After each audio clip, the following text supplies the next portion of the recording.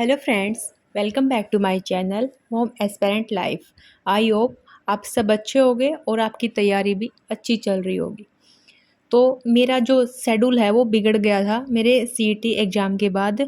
जो routine exam के time पे था, एग्ज़ाम के प्रेशर में था, वो सारा गड़बड़ हो गया एग्ज़ाम के बाद। ना मैं सुबह उठ पा रही थी, ना अच्छे से कोई स्टडी में फ़ोकस कर पा रही थी, क्योंकि हमारा माइंड को है ना आदत है, जब तक उसके ऊपर प्रेशर नहीं होगा ना तब तक वो कुछ भी नहीं करता।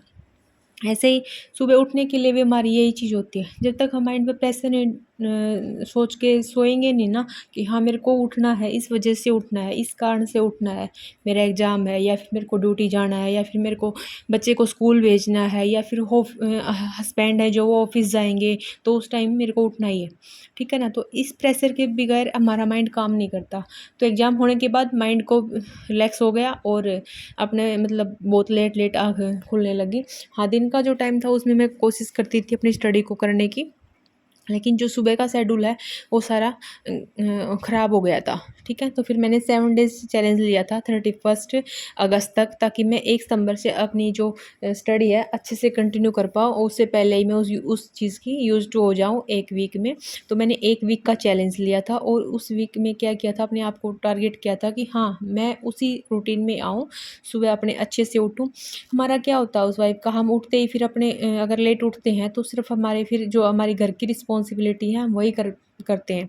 ठीक है, जो हमारे खुद के लिए जो टाइम है वो हम नहीं निकाल पाते। और जितनी भी लड़कियां हैं जो अगर जिनकी शादी हो गई है, जो पढ़ नहीं पा रही हैं, तो मतलब वो मैं ये कह सकती हूँ कि हाँ 99% लड़कियां हैप्पी नहीं होंगी अगर उनके पास बहुत सारी डिग्री हैं, उन्होंने बीएससी किया है, एमएससी किया है, बीएड किया है। ठीक है, और वो अब सिर्फ घर के कामों में है, तो वो बिल्कुल भी हैप्पी नहीं होंगी। ठीक है, तो अब अपने आप को खुश करने के लिए, अपने आप के लिए तो पहला स्टेप हमें खुद लेना पड़ेगा। अब इस ये सोचते रहेंगे कि फैमिली सपोर्टिव नहीं मिले, ये हस्बैंड सपोर्टिव नहीं मिले, तो वो कुछ चीज़ें चेंज नहीं होने वाली हैं। हमें अपने लिए खुद को चेंज करना होगा। ठीक है, हमें अपना रास्ता खुद बनाना होगा। पहले आपको खुद अपना सपोर्ट बनना होगा। ठीक है, तो खुद से अपने माइंड को ये बोलो कि हाँ मुझे अपनी लाइफ चेंज करनी है, मैं अपनी इस लाइफ में खुश नहीं हूँ। ठीक, तो ऐसे फिर मैंने अपने माइंड को प्रेशर किया कि हाँ एक एग्ज़ाम हुआ है, उसके बाद अब वैकेंसीज आनी है बहुत और अभी मैं रिलैक्स हो जाऊँगी। चलो कोई एग्ज़ाम नहीं है, कोई फॉर्म अप्लाई नहीं कर रखा, लेकिन एकदम से आएगा, क्योंकि ये एग्ज़ाम भी तो एकदम से ही आया था ना, 1 महीने के अंदर सब कुछ हो गया था, फॉर्म भी भरवा लिए थे और एग्ज़ाम भी ले लिया। तो आगे भी कुछ ऐसा ही ना हो, तो इससे पहले अपने जो स्टडी है उसको कंटिन्यू करते हैं ऐसे ही। तो वो वीक जो 1 वीक का जो चैलेंज लिया वो मैं उसमें अच्छे से मैंने अपना फ़ोकस किया और कंटिन्यूटी बनाई। सुबह उठने के लिए कंटिन्यूटी बनाई। अगर हम अपना घर का काम शुरू करने से पहले अगर 2-3 घंटे हम अपनी स्टडी कर लेते हैं ना, तो फिर हमारा माइंड रिलैक्स रहता है। हम अपने जो घर के काम हैं, जो हमारी घर की रिस्पॉन्सिबिलिटीज़ हैं, उनको भी हम अच्छे से कर पाएँगे और हैपीली कर पाएँगे।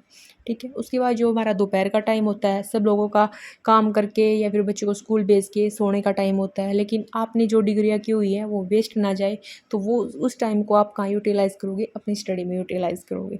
ठीक है? तो इस तरह से मैंने भी अपनी दोबारा से स्टडी को कंटिन्यू कर दिया है और आप भी अपनी स्टडी को कंटिन्यू कर रखो, अपना टाइम निकालने की कोशिश करो।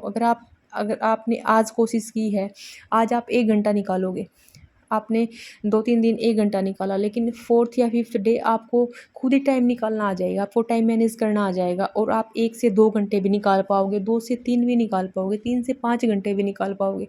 एक हाउसवाइफ़ भी 5 से 6 घंटे आराम से निकाल सकती है अगर वो चाहे तो। बस उसको क्या करना होता है, उसको अपना कम्फ़र्ट ज़ोन छोड़ना होता है। ठीक है? उसको अपनी नींद कम करनी होती है। ठीक है? इससे आगे और कुछ भी नहीं करना होता। तो इस तरह से अपने सपनों को ज़िंदा रखो और उनके लिए मेहनत करो, सक्सेस ज़रूर मिलती है। हाँ, भले ही टाइम लग जाए, कितना ही टाइम लग जाए, लेकिन अगर आप मेहनत कंटिन्यू करोगे तो आपको भी एक ना एक दिन सक्सेस ज़रूर मिलेगी। तो इस मतलब जो आपकी जो सक्सेस की जो भी स्ट्रगल भरी लाइफ चली हुई है, उसको मेहनत के साथ एन्जॉय भी करो और अपनी सारी रिस्पॉन्सिबिलिटीज़ भी निभाओ और एक दिन सफलता आपके पास होगी। Thank you so much for watching this video. Thank you.